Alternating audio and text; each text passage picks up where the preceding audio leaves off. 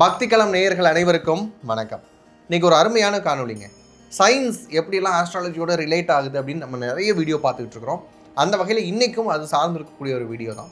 நம்ம உடம்புல அல்சர் சார்ந்திருக்கக்கூடிய நோய்கள் அல்லது பார்த்திங்கன்னா வயிற்று எரிச்சல் சார்ந்திருக்கக்கூடிய விஷயம், சரியாகவே ஜீரணமாகாத ஒரு விஷயம் இருக்குது, பதட்டம் இருக்குது, இந்த மாதிரியான விஷயம்லாம் சொல்கிறத கேள்விப்பட்டிருப்பீங்க. நிறைய பேர் என்கிட்ட சொல்கிறது என்னென்னா, நான் காரமாலாம் சாப்பிட மாட்டேன் சார், ஆனால் அல்சர் இருக்கிறதுக்கான வாய்ப்பு இருக்குது. ஆஸ்ட்ராலஜி பார்க்க வரப்பையே செவ்வாயுடைய தன்மையை வச்சு உங்களுக்கு அல்சர் இருக்கா, இன்டைஜஷன் இருக்கா, இந்த விஷயங்கள்லாம் நம்ம கேட்குறப்ப இதெல்லாம் எப்படி சார் கேட்குறீங்க அப்படின்னு கேட்பாங்க. பொதுவாகவே ஒரு ஜாதகத்தில் செவ்வாய் அப்படிங்கிற கிரகம் ரொம்ப அதிகமான எனர்ஜியில் இருந்தாலும் இல்லை சாதகமற்ற இடங்கள் இருந்தாலும் கண்டிப்பாக அவருக்கு செரிமானம் சார்ந்திருக்கக்கூடிய கோளாறுகள் வரும் அப்படிங்கிறது உறுதி. எப்படி நம்ம குரு வச்சு சொல்கிறோமோ அதே மாதிரி தான் செவ்வாயை வச்சு நம்ம சொல்ல முடியும். செவ்வாய் அப்படின்னாலே அல்சருக்குரிய கிரகமாக பார்க்கப்படுது. ஏன்னா நமக்கு கோபம் அப்படிங்கிற விஷயம் எப்பெல்லாம் அதிகமாகுதோ கண்டிப்பாக அல்சர் வரும். யாரெல்லாம் அதிகமாக கோவப்படுறீங்களோ அவங்ககிட்ட கேளுங்க, டைஜஷனில் ப்ராப்ளம் இருக்கும். ஏன்னா கோபம் அப்படிங்கிறது செவ்வாயுடைய கண்ட்ரோல். அக்ரெஷன் அப்படின்னாலே செவ்வாய் தான். பொதுவாகவே the god of love and war அப்படின்னு சொல்லுவோம் கிரீக்கில். காதலுக்குரிய கிரகமும் செவ்வாய் தான், காதல் தோல்விக்குரிய கிரகமும் செவ்வாய் தான், அதனால் வரக்கூடிய மன உளைச்சலுக்கான கிரகமும் செவ்வாய் தான் அப்படின்னு கிரீக் சொல்லுவாங்க.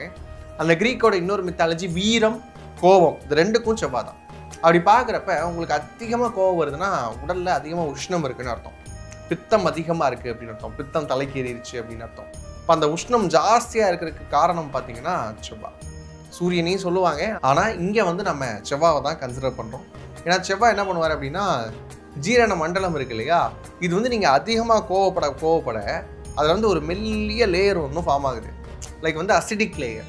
இந்த அசிடிக் லேயர் என்ன பண்ணுது அப்படின்னு பார்த்தீங்கன்னா டைஜஷனை ரொம்ப வீக்கராக ஆகுது. இப்போ கட் ஹெல்த் அப்படிங்கிற விஷயம் கேள்விப்பட்டிருப்பீங்க. இந்த கட் அப்படிங்கிற ஒரு விஷயம் நம்ம உடலில் இருக்கு இல்லையா, அது செகண்ட் பிரெயின் ஆஃப் அவர் பாடி அப்படின்னு சொல்லுவாங்க.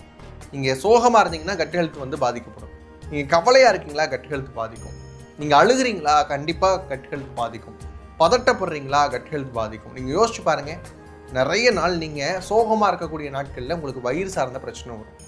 ஏன் அப்படின்னா நர்வ்ஸ் அப்படிங்கிற விஷயம் எல்லா பக்கமும் இருக்குது. அப்போ பிரெயினுடைய நர்வ்ஸை விட ரொம்ப சென்சிட்டிவானது கட் ஹெல்த்தோட நர்வ்ஸ். அப்போ இந்த விஷயத்தை தான் நம்ம நோட் பண்ணணும். செவ்வாய் என்ன பண்ணுறாரு அப்படின்னு பார்த்தீங்கன்னா, உங்களுக்கு கோவத்தை கொடுக்குறப்ப கோவத்தினால என்ன ஆகுது அப்படின்னா கார்டிசால் அப்படின்னு சொல்லக்கூடிய ஒரு ஹார்மோன் பிரெயினில் செக்ரீட் ஆக ஆரம்பிக்குது. இந்த கார்டிசால் என்ன பண்ணும் அப்படின்னு பார்த்தோம்னா டைஜஷனுக்கு ஹெல்ப் ஆகக்கூடிய சில ஹார்மோன்ஸ் செக்ரீஷனை தடைப்படுத்துது. அப்போ டைஜஷன் ப்ராப்பராக நடக்காது. இந்த மாதிரியான விஷயங்கள் நடந்தது அப்படின்னு பார்த்தீங்கன்னா புவர் டைஜஷன், கோபம் வர்றது, அதனால் அல்சர் வர்றது, பிபி, டிப்ரெஷன் ஆகிறதெல்லாம் இருக்கும். செவ்வாய் உங்களுக்கு சாதகம் இல்லாத ஒரு பிளேஸில் இருக்குன்னு வச்சுக்கோங்களேன், கண்டிப்பாக அந்த பர்சன் எப்படி இருப்பாங்க, அனிமிக்காக இருப்பாங்க. அவங்களுக்கு ஆர்பிசி கவுண்ட் ரொம்ப கம்மியாக இருக்கும். ஏன்னா செவ்வாய் யாருன்னா ரத்தக்காரங்க. அவனை ரத்தம் சார்ந்திருக்கக்கூடிய எல்லா விஷயத்துக்கும் அவனை தான் நம்ம டினோட் பண்ணி ஆகணும். ஆர்பிசி கவுண்ட் கம்மியாகுது, டபிள்யூபிசி கவுண்ட் கம்மியாகுது. டபிள்யூபிசிக்கு சுக்கரனை சேர்த்து பார்க்கணும். இப்போ டபிள்யூபிசி கவுண்ட் கம்மியாகுதுன்னா அதுக்கு காரணம் யார், செவ்வாய். இப்போ ரத்தம் சார்ந்திருக்கக்கூடிய இரும்பு சத்து இல்லாமல் இருக்கிறாங்கன்னா செவ்வாய். முடி கொட்டுது, டிப்ரெஷனில் இருக்கிறோம், எல்லாத்துக்கும் காரணம் செவ்வாய் தான். ஏன்னா முடி கொட்டுறதே எடுத்து பாருங்கள், பாடியில் ஹீட் அதிகமாச்சுன்னா கண்டிப்பாக முடி கொட்டும். ஸ்ட்ரெஸ்ஸில் இருந்தீங்கன்னா முடி கொட்டும். அப்போ ஸ்ட்ரெஸ்ஸு, இந்த பதட்டம், ஆன்சைட்டி, இந்த வார்த்தைகள்லாம் யாருக்கு காரணம் அப்படின்னு பார்த்தீங்கன்னா செவ்வாய் தான் காரணம். அப்போ பாடியில் ஆக்சிஜன் லெவல் அப்படிங்கிறது பிரெயினுக்கு கண்டிப்பாக தேவை. இப்போ ரத்தம் அப்படிங்கிற விஷயம் தான் அதை கடத்துது. ஆர்பிசி செல்ஸ் தான் உடம்புல இருக்கக்கூடிய எல்லா பகுதிக்குமே ஆக்சிஜன் சப்ளை அப்படிங்கிற விஷயம். இப்போ செவ்வாய் பாதிக்கப்பட்டால் உடலில் இருக்கக்கூடிய அத்தனை விஷயங்களும் பாதிக்கப்படுது. யோசிச்சு பாருங்களேன். அப்போ இந்த செவ்வாவை எவ்வளோ அழகாக ப்ராப்பராக நம்ம ஹேண்டில் பண்ணணும் அப்படிங்கிற விஷயத்தை தெரிஞ்சுக்கோங்க. யாருக்கெல்லாம் செவ்வாய் பலவீனமாக இருக்கோ அவங்கெல்லாம் எப்படி நடந்துக்கணும் அப்படிங்கிறதையும் தெரிஞ்சுக்கோங்க. நம்ம அதை தான் தொடர்ச்சியாக காணொலிகளில் கொடுத்துக்கிட்டே வரோம்.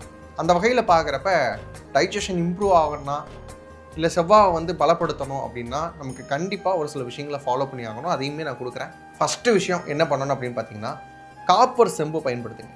பொதுவாக நம்ம முன்னோர்கள் எல்லாமே பார்த்திங்கன்னா பித்தளை குடங்கள் நம்ம வீட்டில் இருக்கும், செம்பு குடங்கள் இருக்கும். ஆனால் இன்றைக்கி அதெல்லாம் இல்லை, பிளாஸ்டிக்காக மாறிக்கிட்டே இருக்கு.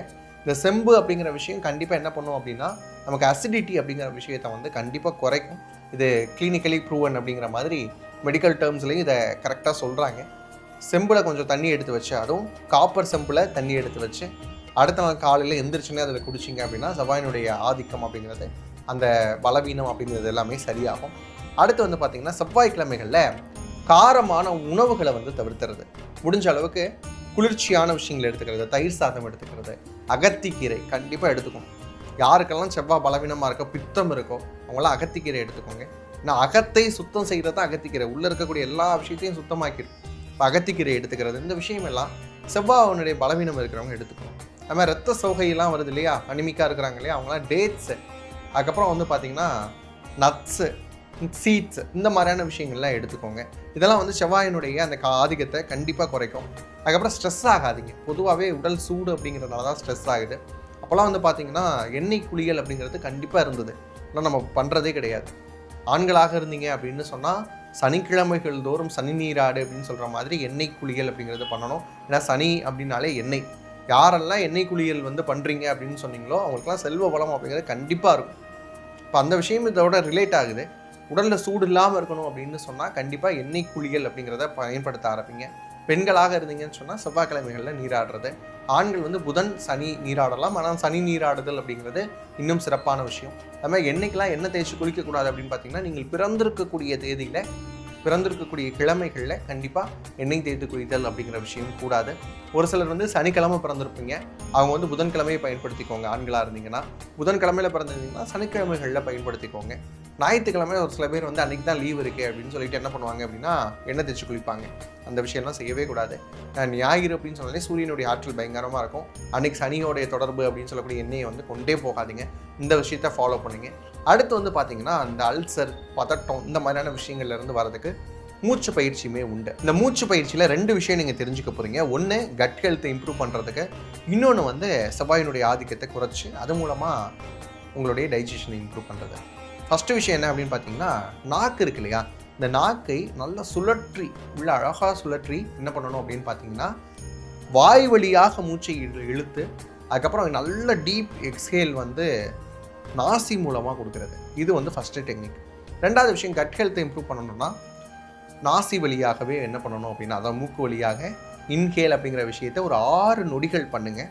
அதுக்கப்புறம் அதாவது டீப் இன்ஹேலாக, அதுக்கப்புறம் 3 நொடிகள் அந்த மூச்சு நிறுத்தி வச்சு, உள்ளேயே நிறுத்தி வச்சு 12 நொடிகளாக வாய் வழியாக எக்ஸ்ஹேல் பண்ணுறது.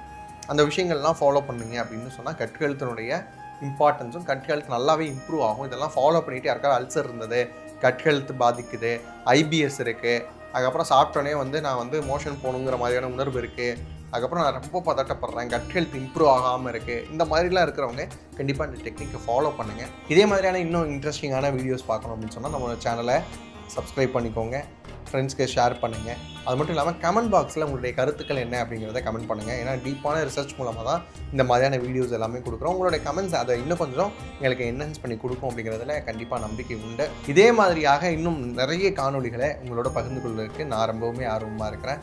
அது வரைக்கும் உங்களிடமிருந்து விடைபெறுவது நான் உங்கள் இண்டோ மாடர்ன் ஆஸ்ட்ராலஜர் பாலுவானன். நன்றி, வணக்கம்.